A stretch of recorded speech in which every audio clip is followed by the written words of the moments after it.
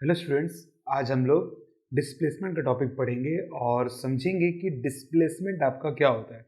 Normally हम displacement किसको मानते हैं? नॉर्मली कोई ऑब्जेक्ट अगर अपनी पोजीशन से दूसरी पोजीशन पे चला जाए या अपनी पोजीशन को छोड़ के दूसरी पोजीशन पे चला जाए तो एक जगह से दूसरी जगह गया वो जब तो उसका जो डायरेक्ट कांटेक्ट होता है आपका, या फिर बोल सकते हैं शॉर्टेस्ट पाथ जो होता है उसे हम डिस्प्लेसमेंट मानते हैं, जो कि हम मोशन स्ट्रेट लाइन में हम लोग पढ़ चुके हैं और लॉ ऑफ मोशन में भी काफ़ी कुछ इसके बारे में पढ़ चुके हैं हम लोग। तो नॉर्मली ये हमारा डिस्प्लेसमेंट होता है। बट इस चैप्टर में अगर हम ऑसिलेशन के बारे में समझें कि अगर ऑब्जेक्ट ऑसिलेट हो रहा है तो उसमें जो डिस्प्लेसमेंट है वो कैसा होगा। तो ऑसिलेशन में डिस्प्लेसमेंट होता है बट फ्लक्चुएट होता है, मतलब चेंज होते जाता है आपका डिस्प्लेसमेंट। तो इसको समझने के लिए मैं आपको दो एग्जांपल दिखाता हूं। और ये जो डिस्प्लेसमेंट होता है ये एक्चुअल में एक वेरिएबल होता है जो ऑसिलेशन टाइम पे चेंज होते रहता है। तो डिस्प्लेसमेंट के काफी सारे एग्जांपल्स हैं। इसके आपको मैं दो एग्जांपल्स अभी बताता हूं और बाकी एग्जांपल्स में थियोरेटिकली आपको समझाने की कोशिश करता हूं, ठीक है। तो सबसे पहले हम लोग इन दोनों एग्जांपल को समझते हैं कि डिस्प्लेसमेंट इसमें क्या होता है। तो आज का हमारा टॉपिक है डिस्प्लेसमेंट, ठीक है। तो सबसे पहले हम लोग एक स्प्रिंग वाला देखेंगे।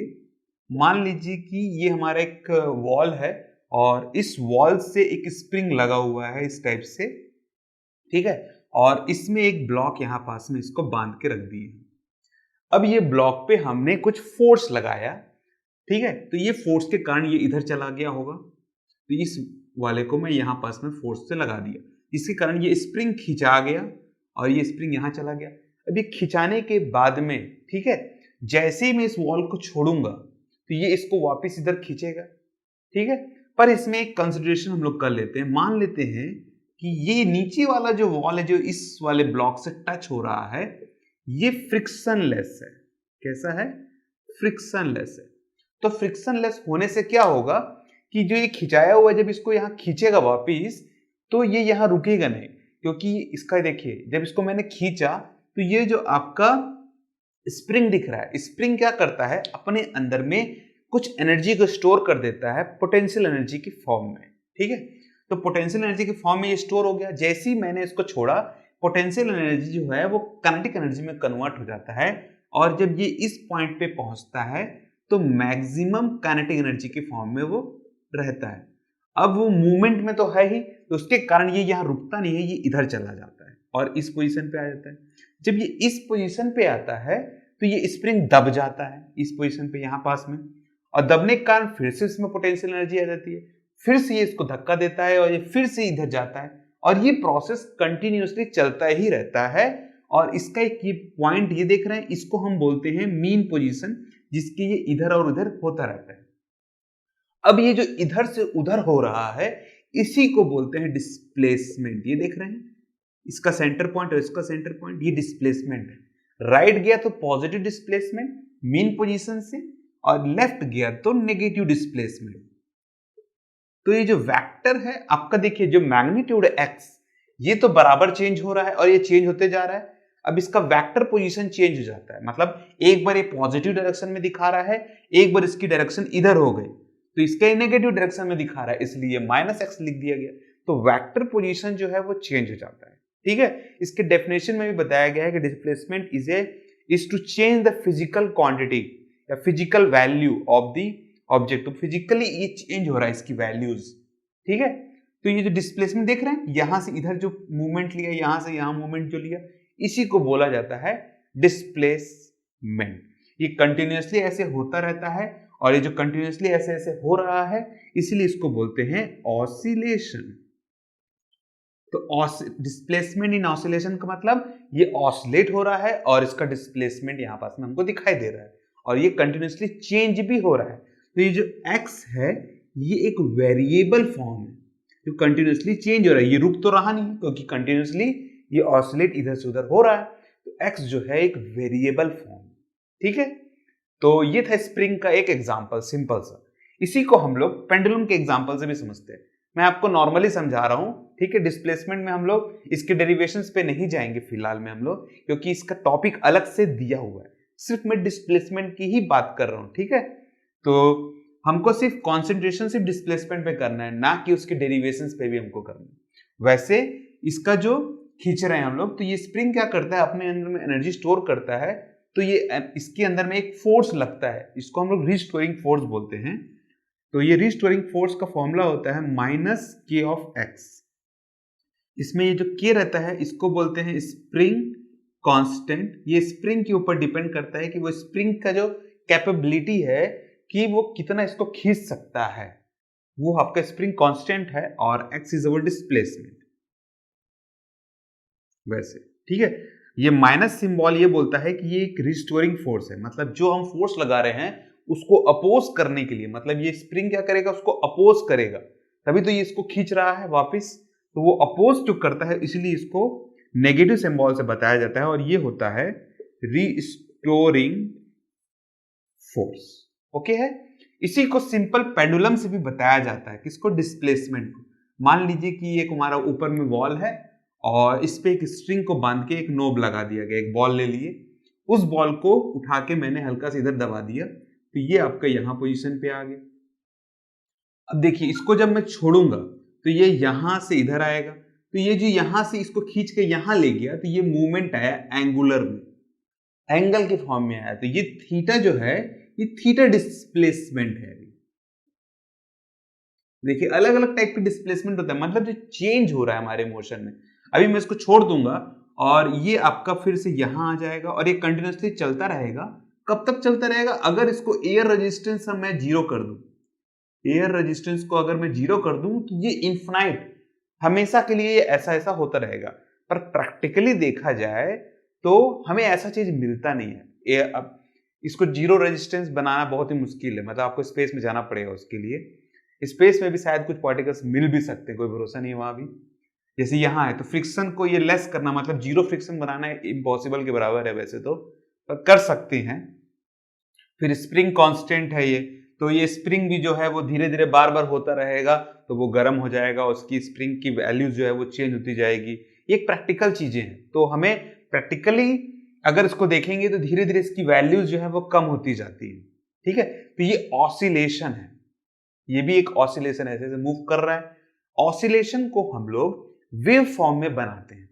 तो वेव हम लोग दो वेव्स पढ़ते हैं, जिन लोग मैथ्स लिए हैं उनको मालूम होगा वेव्स के बारे में, जिन लोग बायो लिए हैं कोई प्रॉब्लम नहीं है, उनको भी मैं अभी बता देता हूं कि वो वेव्स कौन कौन से हैं। नॉर्मली दो वेव्स लिए जाते हैं। पहला वेव होता है साइन वेव, जिसको हम ये आपको ये दिख रहे हैं, ये आपका y को रिप्रेजेंट करता है मैग्नीट्यूड को, और ये टाइम को रिप्रेजेंट करता है।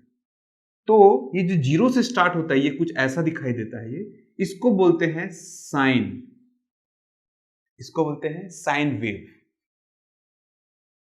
ठीक है, तो जो डिस्प्लेसमेंट हो रहा है, ठीक है, तो डिस्प्लेसमेंट का जो फंक्शन है, डिस्प्लेसमेंट का फंक्शन मतलब कि एफ ऑफ टी, इसको हम लिख सकते हैं a of sine omega t. A of sine omega t में ये जो ए है ये आपका मैग्नीट्यूड बताता है, या फिर इसको बोल दीजिए एम्पलीट्यूड, एम्पलीट्यूड बताता है ये। और साइन ओमेगा टी ये बताता है कि ये जो डिस्प्लेसमेंट हो रहा है ये एक साइन फंक्शन जनरेट कर रहा है। ठीक है, इसका मैं आपको सिमुलेटर भी एक है मेरे कंप्यूटर में, उस पर भी आपको मैं बताऊंगा कि ये कैसे दिख रहा है, साइन वेव कैसे जनरेट हो रहा है जब ये मूवमेंट में ऐसे ऐसे आ रहा है। ठीक है, तो टेंशन मत लीजिए, मैं आपको विजुलाइज भी करा के बताऊंगा कि ये कैसे विजुलाइज कर सकते हैं इसको। इस फंक्शन को बोलते हैं साइन वेव। फंक्शन क्या होता है, ये भी एक सवाल आता है बहुत लोग के मन में, खासकर बायो वाले के मन में तो सबसे ज्यादा आता है। फंक्शन का मतलब ये होता है कि एक ऐसा चीज अगर मैं उस पर कुछ भी इनपुट डालूं तो मैंने जो चीज बनाई है वो मुझे वैसा चीज बना के दे देगा। जैसे मान लीजिए कोई एक मशीन है जो पेंटिंग का ही काम करती है, तो मैं उसको पेंट दूंगा तो वो क्या करके देगा मेरे को, वो पेंट करके दे देगा मुझे कोई भी चीज को। जैसे मेरे पास मशीन है, तो मेरे पास एक मशीन है पेंटिंग मशीन, और उसमें एक लीवर है जिसको मैं दबाता हूं तो उसमें से पेंट निकलता है। तो लीवर दबाने से क्या होगा, पेंट निकलेगा। तो वो लीवर जो दबा रहा हूं मैं, उससे पेंट जो निकल रहा है वो इसका एक फंक्शन है, मतलब जो चीज मैं अप्लाई करूंगा और मुझे कुछ आउटपुट निकल के आएगा। वैसे एफ ऑफ टी क्या है, एक फंक्शन है। मतलब इतने समय में ये t जो है, ये समय जो बीत रहा है ये वाला t, इस समय में जब मैं इसको कुछ इनपुट दूंगा, जैसे ये वाला इनपुट दिया मैंने, फोर्स लगाया, इनपुट दिया ना, तो मुझे क्या मिलेगा, मुझे एक साइन वाला फंक्शन दिखाई देगा, मतलब साइन वाला वेव दिखाई देगा। तो ये देख रहा है साइन ओमेगा टी, तो मुझे एक साइन फंक्शन दिखाई दिया और ये एम्पलीट्यूड है ये वाला, इसको एम्पलीट्यूड बोलते हैं, ठीक है। तो मुझे साइन फंक्शन मिलेगा, फंक्शन एफ ऑफ टी। तो मैं इसमें कैसा भी इनपुट डालूं तो मुझे जो आउटपुट मिलेगा वेव फॉर्म में, ये एक वेव फॉर्म है, ठीक है, वेव फॉर्म मुझे साइन फंक्शन जैसा दिखाई देगा। एक और फंक्शन होता है, इसको समझिए, एक्चुअल में इसको जीरो बोलते हैं, फिर देखिए ये 45 है बीच में और ये लास्ट पॉइंट को बोलते हैं 90, ठीक है। अभी एक और फंक्शन है कॉस फंक्शन। कॉस फंक्शन क्या होता है, ये जो 90 है यहां से स्टार्ट होता है, ऐसा कुछ ऐसा दिखाई देता है। ये एक कंप्लीट साइकिल हो रही है ना, इसके बारे में मैंने आपको पहले भी बताया है, पूरा एक कंप्लीट साइकिल, ये एक पीरियड है। पीरियड को कैसे लिया जाता है, ये कंप्लीट साइकिल को हम बोलते हैं 2 पाई, इसको बोलते हैं पाई और ये होता है 0, ठीक है। कंप्लीट साइकिल, वैसे ये भी है, यहां से चालू हुआ और ये कंप्लीट साइकिल है। इस फंक्शन को बोलते हैं F of T A cos omega T, F of T A cos omega T, ठीक है। तो ये आपका कॉस फंक्शन है। अब देखिए हमारा ये साइन फंक्शन है और ये हमारा कॉस फंक्शन है, ओके है, ठीक है। इसको फेजर डायग्राम से भी समझा जाता है। वैसे तो फेजर डायग्राम आपके बुक में शायद नहीं है, इसके लिए एक अलग से टॉपिक बनाया गया है आपके बुक में, यूनिफॉर्म सर्कुलर मोशन। जो फेजर डायग्राम की मैं जो बात कर रहा हूं वो एक्चुअल में 12th में आपको अल्टरनेटिंग करंट में दिखाई देगा और उसको करंट के फॉर्म में ज्यादा अच्छे समझ सकते हैं हम लोग। फिर भी मैं आपको फेजर डायग्राम का थोड़ा सा हिंट देता हूं, आपको क्लियर हो सकता भी है। देखिए ट्राई करके एक बार, ये है एक सर्कल कुछ ऐसा, ओके है। इस सर्कल में इसको बोलते हैं 0, इसको बोलते हैं 90, इसको बोलते हैं 180, इसको बोलते हैं 270 और ये फिर से 360 पे है, ओके है, ठीक है। अभी मान लीजिए कि आपका ऑब्जेक्ट इस 0 पोजीशन पे है और यहां से ये मूवमेंट चालू कर रहा है। तो 0 पोजीशन से चालू कर रहा है मतलब ये कौन सा फंक्शन बन रहा होगा, ये एक साइन फंक्शन हमारे पास में बन रहा होगा। तो हमारा ऑब्जेक्ट जो मूव हो रहा है, मान लीजिए यहां से इधर मूव किया होगा कुछ ना कुछ, यहां से ये इधर मूव किया, ये यहां से ऐसे मूव किया, मतलब एंगल के फॉर्म में मूव किया, इसको बोलते हैं ओमेगा। ओमेगा मतलब एंगुलर फ्रीक्वेंसी या फिर एंगुलर वेलोसिटी के फॉर्म में भी इसको बोलते हैं हम लोग। तो देखिए इस पोजीशन से ये इस पोजीशन तक गया, इसको फेजर डायग्राम में इसको लिया जाता है, ठीक है। बाद में आप इसको यूनिफॉर्म सर्कुलर मोशन से भी मैचअप कर सकते हैं, कंपेयर कर सकते हैं इसको, ठीक है।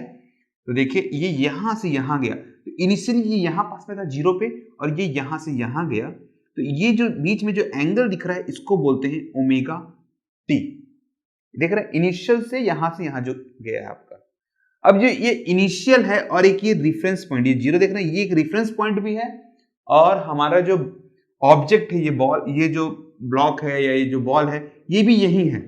तो इन दोनों के बीच में स्टार्टिंग पॉइंट और रेफरेंस पॉइंट दोनों एक ही पॉइंट पे है, तो इन दोनों के बीच में आपको जो एंगल मिलेगा रेफरेंस पॉइंट और स्टार्टिंग पॉइंट पे, इसको बोलते हैं फाई 0 और ये है 0, क्योंकि दोनों के बीच में कोई अंतर ही नहीं है। ये फाई 0 होता है, इसको बोलते हैं इनिशियल फेज। देखिए इसके बारे में मैं अब और आपके और भी डिटेल में बताऊंगा आगे वाले चैप्टर, आने वाले पॉइंट्स में हमारे यूनिफॉर्म सर्कुलर मोशन में। तो अभी कंफ्यूज मत होइएगा कि ये कैसे कैसे हो रहा है, बस आपको एक हिंट दे रहा हूं, क्योंकि हम लोग का कॉन्सेंट्रेशन अभी सिर्फ और सिर्फ डिस्प्लेसमेंट पे ही है। हम कॉन्सेंट्रेशन अभी सिर्फ और सिर्फ डिस्प्लेसमेंट पे ही रख रहे हैं, ठीक है। तो ये जो मूवमेंट हो रहा है यहां से यहां, आपका देख रहे हैं इस टाइप से यहां मूवमेंट हुई ओमेगा टी और एक फाई। तो आपको मैं एक और एग्जांपल बताता हूं, जैसे ये इनिशियल, ये ओरिजिन यहां था, इनिशियली ये इस पोजीशन पे है, मान लीजिए यहां से इधर मूव किया, तो ये ओमेगा यहां से यहां गया। इनिशियल ये आपका ये जो इनिशियल था यहां और इस पॉइंट से चालू हुआ, तो ये दोनों के बीच में जो फाई 0 आया, देखिए इस टाइप से। अगर यहां था तो दोनों एक ही जगह से चालू हो रहा था, अभी देखिए स्टार्टिंग यहीं से हो रहा है। तो ये जो फाई 0 आ रहा है इसको बोलते हैं इनिशियल फेज और ये यहां तक ये पहुंच गया, ओके है। जीरो से चालू हुआ है, ठीक है। अगर यही चीज अगर मैं कॉस के फॉर्म में लूं तो ये 90 डिग्री से चालू होता है, यहां से भी हो सकता है और यहां से भी हो सकता है, ठीक है। अगर देखिए ये ओमेगा टी देख रहे हैं, ये वाला एंगल साइन ओमेगा टी के सामने अगर मैं प्लस, इसको माइनस लिखते हैं वैसे, -5/0 लिख दूं तो कैसा रहेगा? अगर जीरो है तो तब भी चलेगा। इसके सामने भी मैं -5/0 रख देता हूं, देखिए कुछ ऐसा दिखाई देगा आपका फंक्शन, थोड़ा सा चेंज हो गया। माइनस मतलब कि ये 5 जो है प्लस हो रहा है इसके साथ में, और अगर ये 5 जीरो इस जीरो के नीचे होता, जैसे ऐसा होता, तो इसको माइनस लेते हैं। ये जीरो के ऊपर है तो प्लस ले लेते हैं यहां पास में, इसको प्लस में चेंज कर सकते हो आप ऐसे। और अगर ये 5 जीरो जीरो के नीचे बन रहा है तो इसे हम माइनस में लेते हैं, ठीक है। अब ये जो इनिशियल पॉइंट होता है उसका कुछ एंगल होता है, वो एंगल के ऊपर डिपेंड करता है। जैसे कि एक फॉर्मूला है ओमेगा टी -5/0 को मैं मान लीजिए 90 ले लेता हूं, मतलब स्टार्टिंग में 90 से कर रहा हूं, तो साइन 90 माइनस थीटा, थीटा मतलब कि ये ओमेगा टी मान लीजिए, इसको कुछ एंगल है ना, ये एंगल, इसको हम थीटा मान लेते हैं, ठीक है। थीटा मतलब कि एंगल, ठीक है। तो 90 minus theta, sine 90 minus theta होता है कॉस थीटा, मतलब हमारा जो फंक्शन है वही चेंज हो जाता है अगर इसका फेस चेंज हो जाए। अगर मैं फेस को ही चेंज कर देता हूं, ये फेस को मान लीजिए कि इसको मैंने क्या किया, देखिए इनिशियल को मैंने क्या कर दिया, 90 बना दिया, तो ये देखिए 90 बनाया मैंने, तो 90 माइनस था, तो मान लीजिए कि ये इस पॉइंट पे था माइनस, देखिए ये स्टार्ट ही यहां से हो रहा है, रेफरेंस ये है, तो दोनों के बीच में कितना है 90, और ये यहां से चालू होने पे इसको क्या बोला जाता है, मैंने पहले ही बताया था, इस पॉइंट से चालू होने पे इसको 90 बोला जाता है। तो ये फंक्शन कुछ कैसा दिखाई देगा आपको, ये फंक्शन कुछ जो वेव है कुछ इस टाइप से दिखाई देगा आपका, देखिए 90 -90 से चालू हुआ ना, देखिए इससे +90 -90 कुछ ऐसा दिखाई दिया, एक कॉस फंक्शन है आपका। समझ रहे हैं बात को? बहुत ही सिंपल सा है एकदम। इसके बारे में और डिटेल में हम लोग पढ़ेंगे थोड़ा थोड़ा, जितना जरूरत है उतना ही पढ़ेंगे, क्योंकि हम लोग मैथ्स तो पढ़ नहीं रहे हैं, ठीक है। तो जितना जरूरत है मैं आपको उसके हिसाब से बताते जाऊंगा, क्वेश्चन के हिसाब से भी। तो थोड़ा बहुत फेजर डायग्राम आपको क्लिक हो रहा होगा, ठीक है। बहुत ज्यादा डेप्थ में अपन नहीं जाएंगे, तो मैं इसको रफ करता हूं और 2-3 एग्जांपल आपको और बताता हूं, वर्बली बताता हूं, देखिए रफ करने की जरूरत मेरे को शायद नहीं पड़ेगी। आपने चार्ज के बारे में तो पढ़ा ही होगा 10th में, ठीक है। तो चार्ज अगर आपने पढ़ा है तो आपने पोटेंशियल डिफरेंस के बारे में पढ़ा होगा, मतलब दो पोटेंशियल के बीच में जो डिफरेंस आता है, एक नेगेटिव रहता था एक पॉजिटिव रहता था, आपके इलेक्ट्रॉन्स नेगेटिव से पॉजिटिव की तरफ जाते थे, तो इसके बाद जो करंट है वो पॉजिटिव से नेगेटिव की तरफ जाता था। तो जो करंट का जो फ्लो हो रहा है, उस जो फ्लो देख रहे हैं नेगेटिव से पॉजिटिव की तरफ जो करंट गया आपका, सॉरी इलेक्ट्रॉन्स जो गए, तो इलेक्ट्रॉन हो क्या रहा है एक्चुअल में, पोटेंशियल डिफरेंस के कारण इलेक्ट्रॉन इधर से इधर मूव कर जा रहा है। तो ये जो मूव कर रहा है आपका, ये क्या है एक्चुअल में, ये डिस्प्लेसमेंट है। जो करंट मूव किया आपका डिस्प्लेसमेंट है, एक बार फ्लो हुआ फिर आया, फिर ऐसे फ्लो हुआ फिर आया, फिर ऐसे फ्लो हुआ। कब तक होगा, जब तक उस, समझ लीजिए आपका सोर्स जो है, जब तक उसके पास में पोटेंशियल एनर्जी रहेगा तब तक वो फ्लो होता रहेगा। सेम यहां पास में भी है, जब तक इसके पास पोटेंशियल एनर्जी हमेशा स्टोर होती रहेगी तब तक ये ऐसे मूव करता रहेगा। तो पोटेंशियल डिफरेंस भी आपका एक एग्जांपल है, ऑसिलेशन का ही मान लीजिए एग्जांपल बनता है ना। फिर उसके बाद में आप साउंड वेव को समझ सकते हैं, जैसे मैं आपको बोल रहा हूं कुछ, तो बीच में एयर पार्टिकल्स हैं, तो जब मैं बोलता हूं कुछ भी तो मेरे अंदर से वेव्स निकलते हैं, और आजू बाजू में जितने भी एयर पार्टिकल्स हैं उसमें रेयर फ्रैक्शन ऑफ कंप्रेशन का फॉर्म बनता है। इसके बारे में आपने 9th में पढ़ा होगा।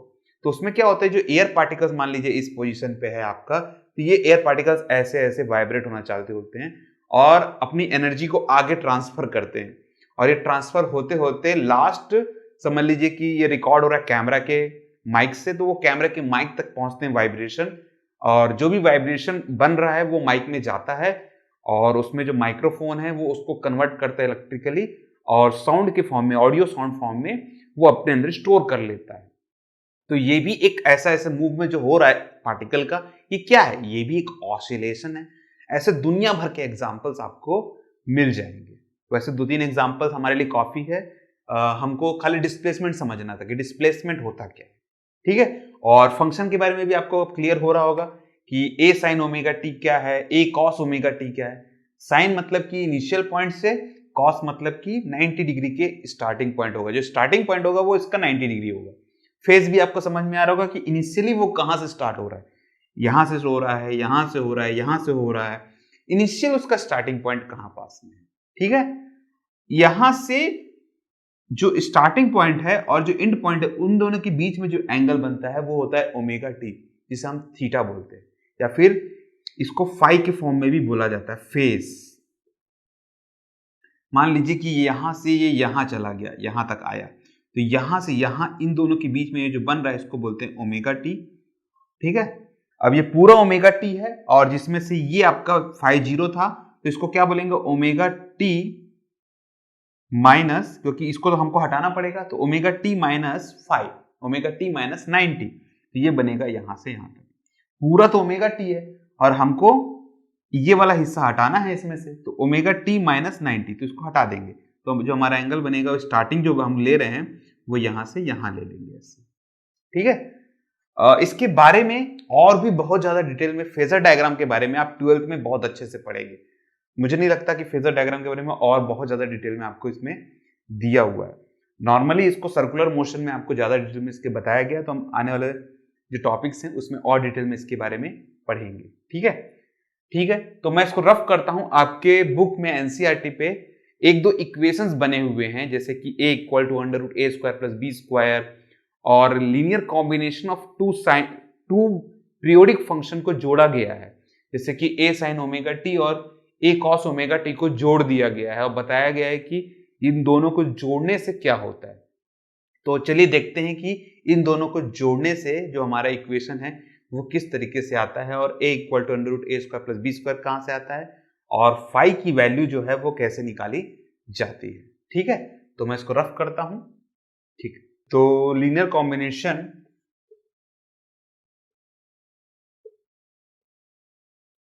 Combination of sine and cosine function, दोनों को हमको जोड़ना है। तो एक हमको मिलेगा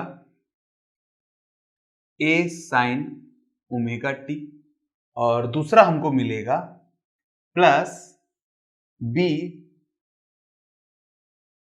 कॉस ओमेगा टी। दो हमारे पास में फंक्शन है और इन दोनों को हमने जोड़ दिया और इनकी एक वैल्यू आती है डिस्प्लेसमेंट, जो कि हम ले लेते हैं x। ठीक है, इसका वेवफॉर्म मैं आपको बना के दिखाऊंगा क्योंकि ये मैथमेटिकल टर्म्स हैं। ठीक है, और हमको बहुत ज्यादा डेप्थ में जाना भी नहीं है। तो अगर ये दोनों हमारे बन रहे हैं, जिसमें से ये और ये जो b है, a और b, ये दोनों मैग्नीट्यूड कहलाता है। ठीक है, ये दोनों किसका मैग्नीट्यूड कहलाता है, इसको सर्कुलर फॉर्म में समझिएगा। ये हमारा सर्कल है, फेजर डायग्राम जैसा ही है, पर ये यूनिफॉर्म सर्कुलर मोशन के फॉर्म में हम ले रहे हैं। हमारा जो ऑब्जेक्ट है इस पोजीशन पे था और ये मूव करके यहाँ चला गया। देखिए, यहाँ से यहाँ जो मूव किया है हमारा, तो ये देखिए, ये जब यहाँ से यहाँ मूव किया तो इसको x एक्सिस पे और ये आपका आएगा y एक्सिस पे। ठीक है, तो ये x एक्सिस पे इसका जीरो से कितना दूरी बन रहा है, इसको हम x से डिनोट करेंगे, और ये यहां से इसका कितना दूरी बन रहा है, इसको हम y से डिनोट करेंगे। ठीक है, तो इसमें ये जो b और जो a है, ये क्या है यहाँ पास में, तो ये जो x है ये है आपका b और ये जो a है वो है आपका y। ओके है, तो ये a बताता है कि ये एम्पलीट्यूड, ये जो ऊपर जो गया है ये कितना गया। देखिए, इस पोजीशन पे था तो x आपका ये था और y आपका सिर्फ इतना छोटा सा था। तो ये मूव चेंज होते रहता है, x और y ये दोनों के दोनों आपके वेरिएबल टर्म्स हैं। तो ये जो है नीचे वाला टर्म, तो देखिए अब मैं थोड़ा सा इसको क्लीन करता हूं और ट्रायंगल बनाता हूं। ये वाला कुछ ट्रायंगल जैसे दिखाई दे रहा है, देखिए 90 डिग्री। तो ये वाला टर्म जो है हमारा, इसको b ले लीजिए, ज्यादा अच्छा रहेगा। इस b टर्म को क्या बोलते हैं, अगर ये हमारा फाई टर्म है, हमारा मान लीजिए एंगल, तो ये फाई टर्म होता क्या है, ये दोनों के बीच में जो एंगल बन रहा है इसको बोलते हैं ओमेगा टी और इनिशियल है फाई जीरो। यहां से पूरा, ये यहां से पूरा यहां तक ये फाई होता है। फाई को बोलते हैं omega T plus phi zero. Phi is our face.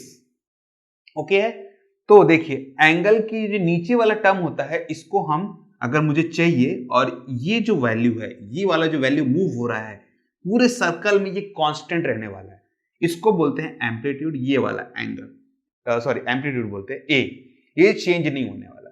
तो इसकी वैल्यू किस पे डिपेंडेंट है कि ये इस पे और इधर पे कितना रहने वाला है, ठीक है, मतलब x पे कितना रहने वाला है और y पे कितना रहने वाला है। तो वो डिपेंड करेगा कि ये x पे जो रहेगा तो ये cos पे डिपेंड करेगा, और ये एंगल है फाई, और इस पे डिपेंड करेगा तो ये इसको लिखेंगे साइन ऑफ फाई। ये वाली वैल्यू मतलब एंगल के सामने वाली साइन लेते हैं और एंगल के नीचे वाला रहता है जो कॉस रहते हैं। 10th में आपने ट्रिग्नोमेट्री में इसको पढ़ा भी होगा, ठीक है। ठीक है, तो जो a है इसको क्या ले लूं मैं, तो a को अगर मैं इस वाले टर्म पे लूं, ठीक है, तो इसको लूंगा मैं a ऑफ साइन फाई, ये ज्यादा बेटर रहेगा, ठीक है, कंफ्यूजन नहीं होना चाहिए, तो इसको मैं छोटा a बना देता हूं, ज्यादा बेटर रहेगा। इसको भी मैं छोटा a बना देता हूं, ठीक है। और b को क्या ले लूंगा मैं यहां पास में, तो b को मैं ले लेता हूं, सॉरी a है हमारा, माय मिस्टेक, ये साइन फंक्शन है ना, तो ये a वाला जो रहेगा डिस्प्लेसमेंट आपका रहेगा, जब साइन फंक्शन रहता है तो a डिस्प्लेसमेंट cos फाई में लेते हैं, तो ये a cos फाई रहता है, ठीक है। और ये जो b है cos वाला टर्म, जब हमारे पास में cos फंक्शन आता है तो जो डिस्प्लेसमेंट होता है, ठीक है, वो साइन फंक्शन पे ले लेते हैं, तो ये हो जाएगा a साइन ऑफ फाई। जब ये साइन फंक्शन रहेगा मतलब इनिशियल वाला स्टार्टिंग रहेगा, तो आपका a cos फाई बनता है डिस्प्लेसमेंट, मतलब कि ये वाला दूरी, और यही फंक्शन जब cos में कन्वर्ट हो जाता है तो ये जो b वाला मैग्नीट्यूड मुझे मिल रहा है, ये वाला मैग्नीट्यूड, ये आपका बन जाता है साइन फाई के टर्म में, ठीक है। ठीक है, इस पे हम लोग और ज्यादा नहीं जाएंगे अभी, क्योंकि यूनिफॉर्म सर्कुलर मोशन में तो हम लोग पढ़ने ही वाले हैं। मैं सिर्फ आपको फॉर्मूला जो बन रहा है वो कैसे आएगा उसके बारे में बता रहा हूं, ठीक है। इन दोनों वैल्यू को यहां पास में पुट कर दो, तो ये आएगा a cos of phi sine omega T plus a of sine phi cos omega T, ठीक है। a टर्म को आप बाहर निकाल लीजिए, यहां पास में ये फाई है, ये ओमेगा टी है, ठीक है। इसके लिए एक फॉर्मूला है sine a plus B, formula क्या है, sine a cos b plus cos a sine b। देखिए a को अगर मैं साइन ओमेगा टी है, देखिए तो ओमेगा टी मान लू अगर a को, और b को फाई मान लू, तो मेरा जो फॉर्मूला है वो कैसा बनेगा, sine of omega T plus phi, यही बनने वाला है a sine omega T plus phi, और ये हमारा x वाला वैल्यू रहेगा, ठीक है। बहुत ही सिंपल सा था, a sine omega T plus five. अब ये दो इक्वेशन लिया हूं मैं 1 और 2, अगर इन दोनों इक्वेशन को मैं, आपको देख रहे हैं a sine omega T plus five, ये आपका ये वाला टर्म जो आ रहा आपको साइन फंक्शन जो आपको मिल रहा है, ये बता रहा है कि जब मैं इन दोनों को वैल्यू को जोड़ूंगा तो मुझे जो फंक्शन मिलेगा वो एक साइन फंक्शन मिलेगा, ठीक है। Sign omega T plus five मतलब एक साइन फंक्शन मिल रहा है आपको विद एम्पलीट्यूड के साथ में, ये जो एम्पलीट्यूड आपका ये वाला जो एम्पलीट्यूड है इसके साथ में, ठीक है। अब इन दोनों का मैं इक्वेशन को स्क्वायर कर दूं और उसके बाद में उसका सम कर दूं, देखिएगा ना कैसे आ रहा है। इन दोनों का मैं स्क्वायर और सम कर रहा हूं, तो इसका मैं स्क्वायर करूंगा तो a स्क्वायर आएगा, और इसका स्क्वायर करूंगा तो a square cos square phi आएगा। b का मैं सम कर दिया और स्क्वायर कर दिया, इसको भी इधर वाले को भी a square sine square phi कर दिया। देखिए square and sum, square plus B square आपको यहां पर मिल गया, a स्क्वायर को यहां से बाहर निकाल लीजिए, अंदर बचेगा cos square phi plus sine square phi. Sine square plus cos square का एक फॉर्मूला होता है जो होता है 1, तो ये आएगा a स्क्वायर और ये आएगा a square plus B square, और ये आएगा स्क्वायर प्लस बी स्क्वायर, ठीक है। इसको स्क्वायर को अगर इधर भेज दूं मैं तो ये आएगा a square plus B square under root में ये है a। यही इक्वेशन आपको बुक में भी मिलेगा, बुक में आपको इक्वेशन कुछ ऐसा दिखाई देगा, a equal to under root a square plus B square, ये कैपिटल A के फॉर्म में होगा, कुछ इस टाइप से कुछ होगा आपका। तो मैं स्मॉल a बना दिया, उसको कैपिटल A में बना दिया। ये फॉर्मूला आपको समझ में आया कि कहां से आया, इन दोनों का स्क्वायर प्लस सम किया गया है। इसी चीज को आप पाइथागोरस से भी समझ सकते हैं। मतलब ये a को निकालना है मुझे, अगर ये b है और ये है, तो क्या करते हैं एक्चुअल में हम लोग पाइथागोरस में, इन दोनों का स्क्वायर प्लस सम कर देते हैं अंडर रूट के फॉर्म में पाइथागोरस थ्योरम से। वही तो है ये पाइथागोरस थ्योरम। अब मुझे ये फाई चाहिए, तो मुझे क्या करना पड़ेगा इस फाई के लिए, इसको डिवाइड बाय ये, मतलब कि ये डिवाइड बाय ये कर दूंगा, तो बहुत सिंपल तरीके से निकल जाएगा। देखिए तो फाई जो है हमारा कितना निकल के आएगा, a of sine of phi divide by a of cos of phi. ये कैंसिल, ये आएगा tan ऑफ फाई, और सॉरी डिवाइड किया तो मैंने ये आएगा b बाई ए, और ये आएगा b बाई ए। फाई की जो वैल्यू है, tan को इधर भेज देंगे तो ये बनेगा tan of inverse b by A. My mistake, phi नहीं था ना, b बाई ए वैल्यू। तो अगर मुझे फाई की वैल्यू चाहिए, ये फाई की वैल्यू कितनी है, तो वो किस पे डिपेंड होगी, b बाई ए पे डिपेंडेंट होगी, with inverse of tan of inverse. Simple सा है एकदम, ठीक है। तो tan ऑफ इनवर्स आपको शायद नहीं मालूम होगा, कोई प्रॉब्लम नहीं है इस पे। अगर मैं tan phi equal to b by a भी ले लूं, तो इसकी जो भी वैल्यू आएगी, मान लीजिए कि √3 आ गया या 1 आ गया, मान लीजिए कि b बाई ए की वैल्यू 1 आ गई, एग्जाम्पल मैं आपको बता रहा हूं, b बाई ए की वैल्यू अगर 1 आती है हमारे पास में, ठीक है, तो tan फाई की वैल्यू कितनी आएगी, 1 की वैल्यू होती है tan 45, और tan phi, this is 5, tan cancel, और फाई की वैल्यू आ जाती है हमारे पास में 45। इस तरीके से एंगल को आप निकाल सकते हैं, ठीक है। कॉम्प्लिकेट होगा तो उसके लिए फिर आपको एक टेबल दिया जाता है, आपको साइन, कॉस, इनवर्स और tan इनवर्स का एक टेबल होता है। जब आप न्यूमेरिकल सॉल्व करेंगे तो उस टाइम पे आपको दिया जाएगा, ठीक है। इसके लिए एक अलग से क्लास लेनी पड़ेगी आपको कि tan इनवर्स के लिए कैसे टेबल को पढ़ते हैं। आपने स्टार्टिंग में कुछ न्यूमेरिकल को सॉल्व भी किया होगा, तो आपको tan इनवर्स करके कुछ क्वेश्चंस दिए भी हैं। इसके ऊपर मैंने एक वीडियो बनाया था, मुझे याद नहीं आ रहा कि मैंने किस वीडियो पे इसको बताया था एग्जैक्टली। फिर भी कोई बात नहीं, मेरे पास अगर चार्ट अवेलेबल रहेगा तो मैं आपको शेयर कर दूंगा कि वो tan का जो चार्ट है उसे कैसे पढ़ा जाता है। और एक वीडियो सेपरेटली मैं सोच रहा हूँ कि इस पर बना दूंगा, तो ज्यादा बेटर रहेगा आपके समझने के लिए भी, ठीक है। तो ये फॉर्मूले आपको समझ में आ गए होंगे कि कैसे ये फॉर्मूले आपको आए हैं। अब आपकी बुक में कुछ क्वेश्चंस दिए गए हैं, कुछ आपको फंक्शंस दिए गए एक्चुअली, और उसको सम किया गया है, और पूछा गया है कि वो फंक्शन जो है क्या वो पीरियोडिक फंक्शन है या कि नॉन पीरियोडिक फंक्शन है। तो उसको देख लेते हैं और फिर ये वीडियो को यहीं क्लोज कर देंगे, फिर इस वीडियो में ज्यादा कुछ नहीं बचेगा। आई होप आपको डिस्प्लेसमेंट तो क्लियर हो गया होगा कि वो डिस्प्लेसमेंट क्या, मूवमेंट है जस्ट, कि जो ऑब्जेक्ट है वो कैसे मूव आपका कर रहा है, ठीक है।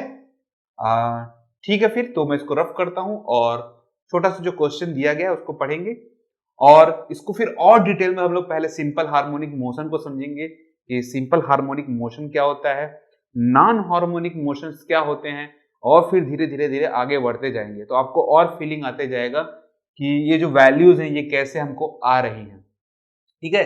ये भी स्टार्टिंग फेज है, तो कंफ्यूज मत होइएगा, धीरे धीरे हमको और भी डिटेल में चीजें समझ में आने लग जाएंगी, ठीक है।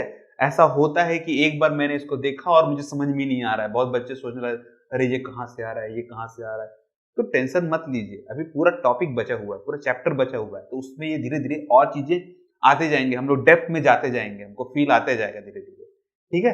तो टेंशन मत लीजिए उसका कि ये कैसे बन रहे हैं, इसके ऊपर एक अलग से टॉपिक है पूरा यूनिफॉर्म सर्कुलर मोशन करके, तो परेशान मत होइएगा कि ये कैसे आपका घूम रहा है, कैसे एंगल चेंज हो रहा है, हम डिटेल में पढ़ेंगे, ठीक है। ठीक है, तो क्वेश्चन सॉल्व करते हैं, ठीक है। तो हमारे पास में पहला क्वेश्चन क्या निकल के आता है, पहला क्वेश्चन हमारा है कि sign omega T plus cos omega T ये जो फंक्शन है क्या ये पीरियोडिक है कि नहीं। तो आंसर है सिंपल सा कि yes it is periodic function. तो पीरियोडिक फंक्शन के लिए क्या होता है कि हर एक टाइम के बाद फिर से वो रिपीट होना चाहिए, ठीक है।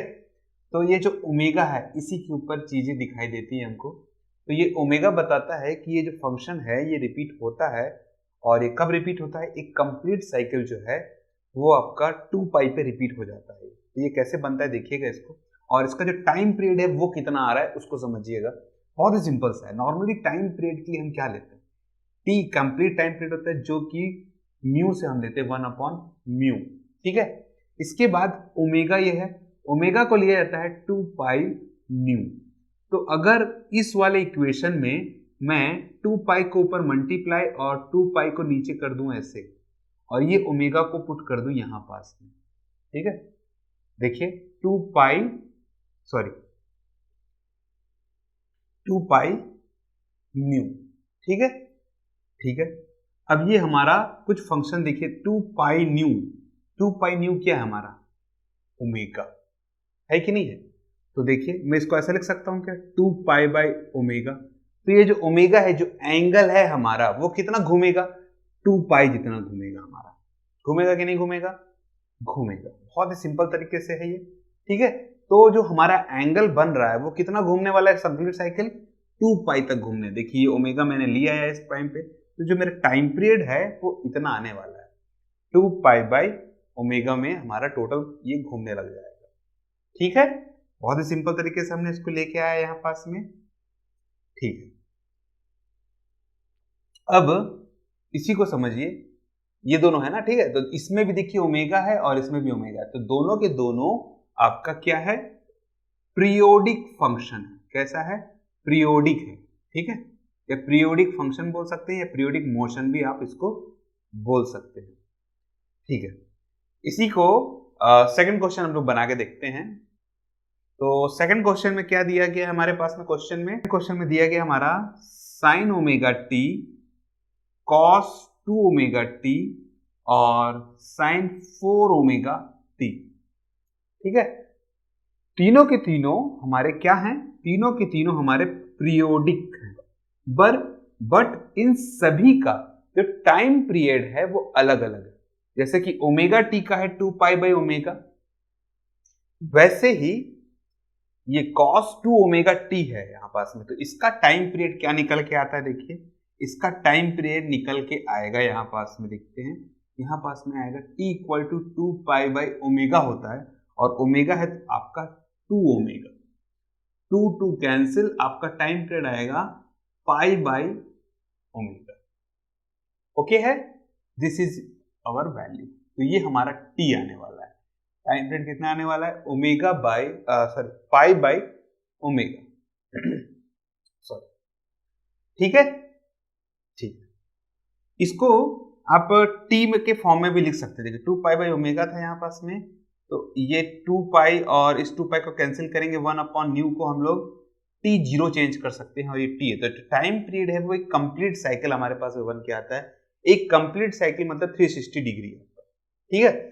इस पे जो टाइम पीरियड निकल के आता है 2 ओमेगा के लिए, तो ओमेगा को अगर मैं पाई अपॉन 2 पाई न्यू, और न्यू को अगर ऊपर ले जाऊं तो बनेगा T of 0, pi pi cancel, आपका आएगा t0 बाई 2। मतलब जो आपका कंप्लीट एक साइकिल बन रहा था वो आधे में ही ब्रेक हो जाएगा आपका। मान लीजिए कि इस टाइप से दिखाई देगा, मान लीजिए कि ये साइन फंक्शन है और ये पाई था, ये 2 पाई था, मतलब हमारा जो कंप्लीट साइकिल था वो 2 पाई तक जा रहा था। अभी t0 बाई 2 पे चला गया, तो इसका मतलब क्या है, इसका मतलब ये है कि जो मेरा साइकिल रहेगा, ठीक है, मैं एम्पलीट्यूड अभी नहीं बना रहा हूं, ये t0 इतने में ही कंप्लीट हो जाएगा। देखिए इतने में ही कंप्लीट हो गया, देखिए इतने पाई लिखा हुआ है ना, देखिए ये पाई है, इतने में ही इसने साइकिल को कंप्लीट कर लिया अपना एक साइकिल को, समझ रहे हैं। वैसे ही 4 ओमेगा है, तो इसको समझिए t equal to 2 pi by, ये है 4 ओमेगा, ठीक है। और ओमेगा की जगह क्या रख सकता हूं मैं, 2 बाई 4 पाई, ओमेगा की जगह लिख सकता हूं मैं 2 पाई न्यू को जगह t0 ऊपर ले जाइए, क्योंकि न्यू इक्वल टू होता है 1 अपॉन टी, या फिर t equal to 1 upon nu. तो इनिशियल इसका जो टाइम पीरियड है उसको t0 के फॉर्म में लेते हैं, ठीक है।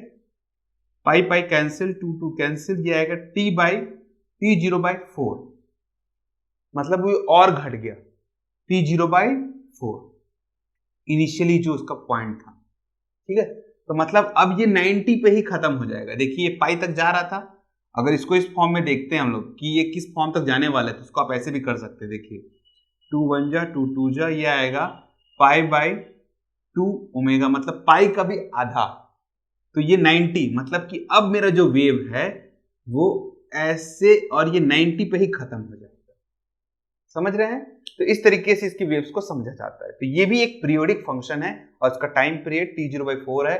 इसका T0/2 है। कैसे निकाला जाता है आपको समझ में आ गया होगा, और ये कितना पूरा कंप्लीट साइकिल लेगा वो भी समझ में आ गया होगा। जैसे कि ये 2 पाई पे है, ये खत्म हो गया यहाँ पास में, जैसे 2 पाई बाई ओमेगा है तो 2 पाई तक जाएगा पूरा का पूरा, ऐसे पाई बाई ओमेगा है मतलब पाई में ही खत्म हो जाएगा, और ये तो पाई बाई 2 है मतलब 90 पे ही खत्म हो जाएगा ये, ठीक है। पाई की जो वैल्यू होती है वो होती है 180, 2 पाई की वैल्यू होती है 360, पाई बाई 2 की वैल्यू होती है 90, पाई बाई 4 की वैल्यू होगी आपकी 45। इस तरीके से आप इसको समझ सकते हैं, ठीक है। ठीक है, ये जो पाई फॉर्म्स होते हैं इसको रेडियन फॉर्म भी बोला जाता है, रेडियन फॉर्म। इसके अलावा दो इक्वेशन आपके और दिए गए हैं, e to the power omega t करके। e to the power omega t को हम एक्सपोनेंशियल फॉर्म बोलते हैं, और इसका जो ग्राफ है कुछ ऐसा बनता है, इस टाइप से। अगर ये पॉजिटिव होता तो कर्व ऐसे जाता, नेगेटिव है इसलिए ऐसा जा रहा है। ये एक्सपोनेंशियल फॉर्म है और कभी भी ये रिपीट, ये नीचे नहीं आने वाला है, ये हमेशा बढ़ते रहेगा। कब तक बढ़ता रहेगा? t टेंड्स टू इंफिनिटी तक बढ़ता रहेगा। तो जो मेरी t की वैल्यू है वो क्या है? इंफिनिटी, क्योंकि ये कभी भी नीचे नहीं आएगा और ये कभी भी रिपीट नहीं होगा। अगर रिपीट नहीं हुआ तो ये पीरियोडिक रहेगा क्या? नहीं, तो ये बनेगा आपका नॉन पीरियोडिक। ओके है, ठीक है। उसके बाद हमारे पास में एक और फंक्शन आया था, चौथा फंक्शन जो है कि log ऑफ ओमेगा टी।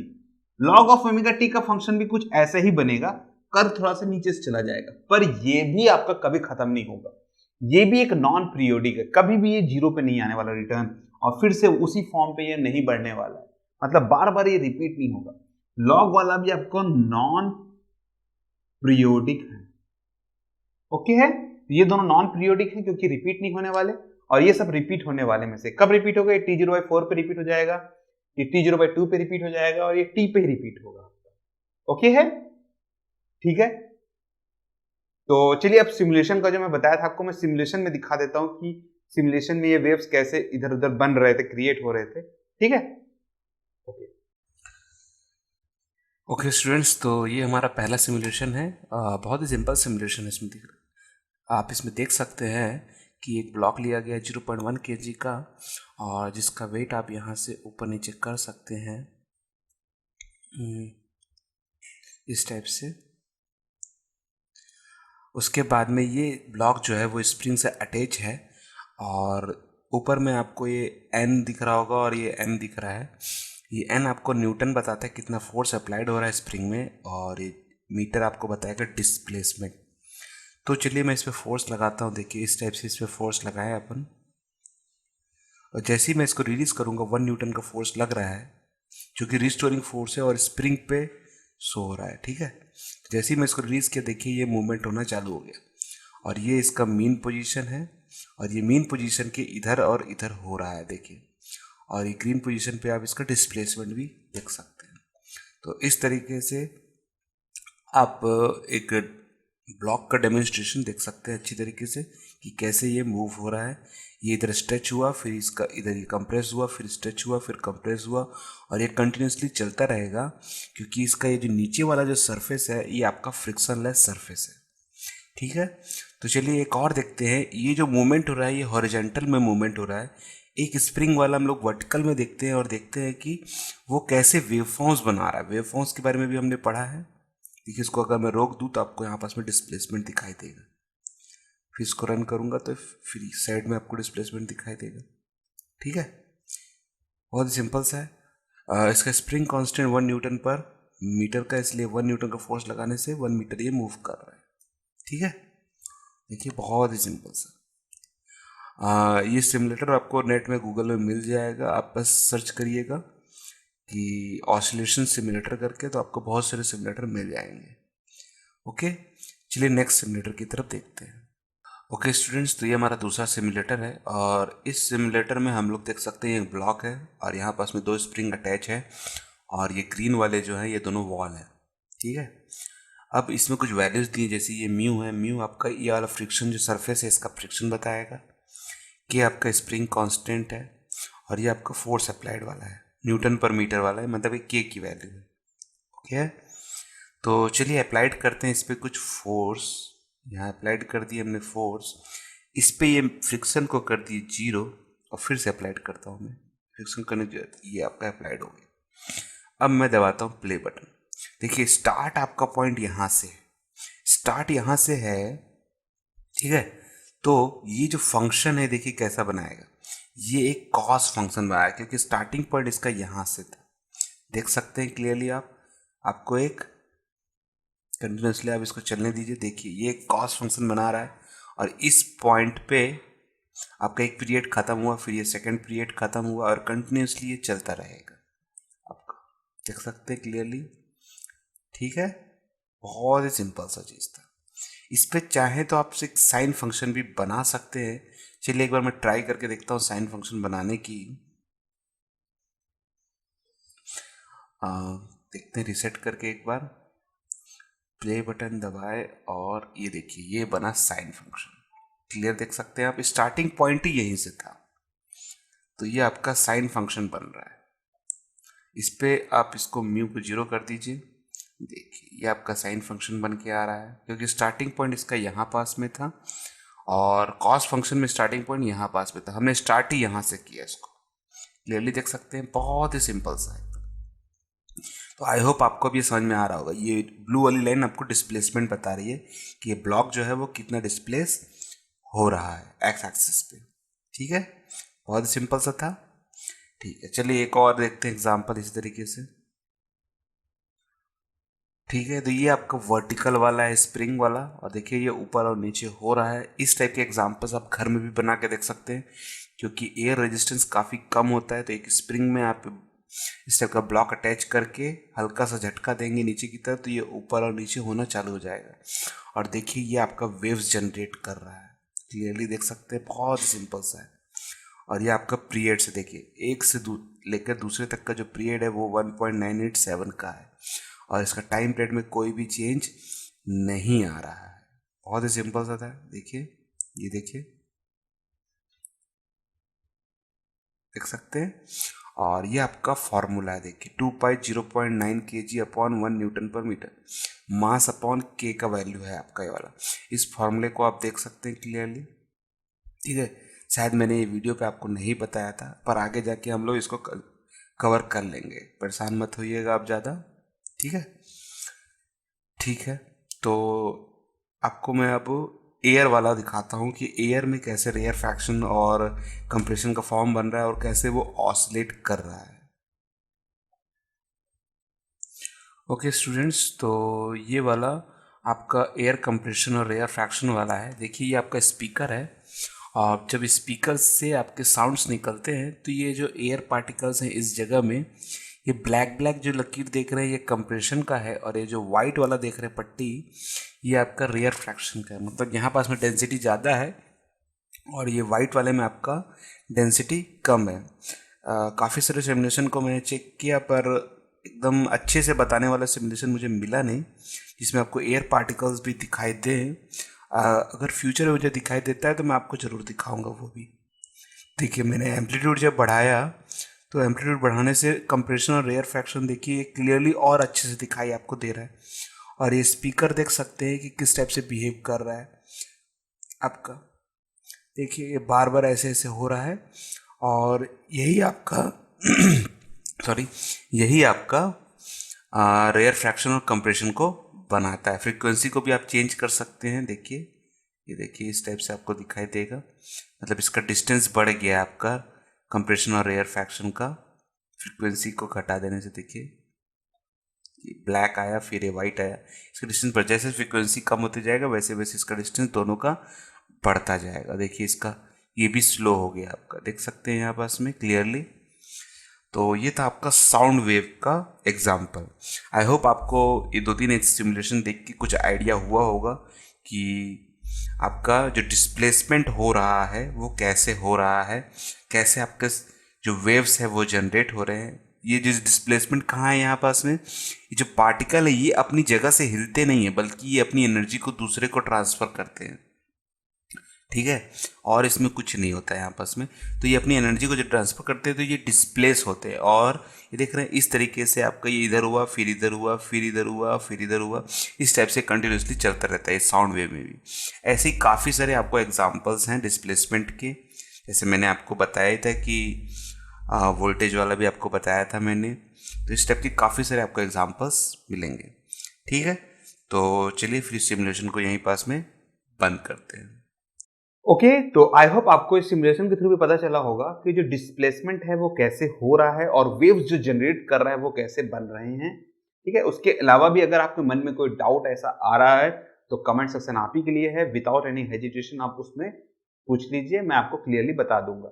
और कमेंट सेक्शन में अगर आपको प्रॉब्लम हो रहा है तो आप उसका स्क्रीनशॉट लेके उसको मार्क करके मेरे फेसबुक के पेज में भी अपलोड कर सकते हैं, तो मैं उसमें भी आपको रिप्लाई कर दूंगा।